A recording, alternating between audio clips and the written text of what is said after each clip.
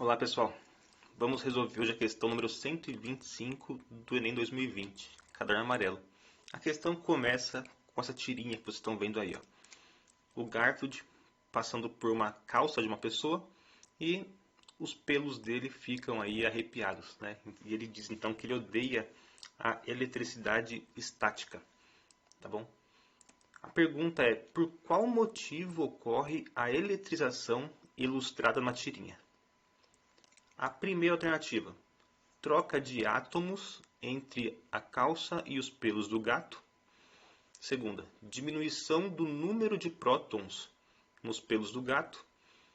Criação de novas partículas eletrizadas nos pelos do gato.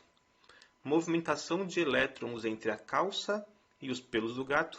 Repulsão entre as partículas elétricas da calça e dos pelos do gato. Vamos fazer aqui uma análise rápida da estrutura atômica. Os átomos eles são formados por duas partes principais, o núcleo e a eletrosfera. No núcleo, nós temos as cargas positivas e neutras, enquanto na eletrosfera nós temos aí as cargas negativas. O núcleo ele nunca se move, nunca é muita coisa. Desde que você não tenha na sua casa uma bomba nuclear atômica, quem se move são os elétrons. Os elétrons ficam em constante movimento ao redor do núcleo do átomo, tá bom? Se comporta mais ou menos como o nosso sistema solar, onde o Sol está parado no centro e ao redor dele nós temos planetas circulando, tá? Então, esses anéis que vocês estão vendo aqui são imaginários, tá? É o caminho que os elétrons fazem, tá certo? Então, nós temos aqui, né, os elétrons, carga negativa, constantemente circulando ao redor aqui dos prótons, que são aí o que forma a carga positiva, tá bom? Os nêutrons ficam junto com os prótons ali, parados, e somente os elétrons se movem. Quando eu coloco dois átomos um próximo ao outro, eles trocam de elétrons facilmente, o tempo todo, tá? Então, colocando dois átomos um próximo ao outro, eles vão trocar elétrons, ou seja, ora um elétron desse passa para cá, ora um elétron desse passa para cá, e eles ficam trocando cargas elétricas negativas em sentidos aleatórios, tá bom? Isso é um efeito totalmente normal, que acontece o tempo todo, a gente não percebe, tá bom?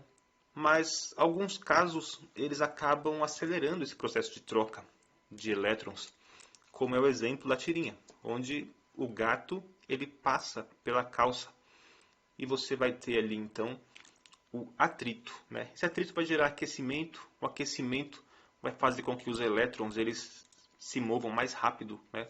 Com que eles fiquem mudando de um ponto para o outro de forma mais rápida, e isso vai fazer com que de tempo em tempo haja aqui um desequilíbrio, onde de um lado você vai ter uma carga mais negativa e do outro lado você vai ter uma carga menos negativa, ou a gente pode chamar também de carga positiva e negativa. A gente sabe que cargas opostas elas se atraem. Então, isso acaba gerando uma atração entre a calça e o pelo do gato.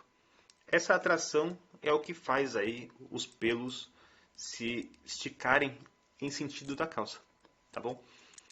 Então, vamos só rever aqui quais são nossas alternativas. Alternativa A, troca de átomos entre a calça e os pelos do gato. Não é isso que faz, tá bom? Existe troca de átomos entre a calça e os pelos do gato? Existe, tá bom? Mas isso não causa a atração de forma que os pelos vão tentar se encontrar, tá bom? Sempre que você cria atrito entre duas coisas, você acaba tendo troca de átomos. Por exemplo, se eu pego minhas duas mãos e esfrego uma na outra, né, tem átomos sendo trocados, entre aspas, ou pelo menos desprendidos de um lado, que acabam ficando presos do outro, tá?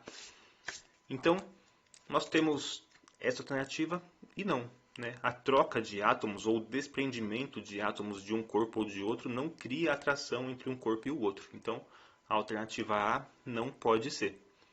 Alternativa B, diminuição do número de prótons no pelo do gato.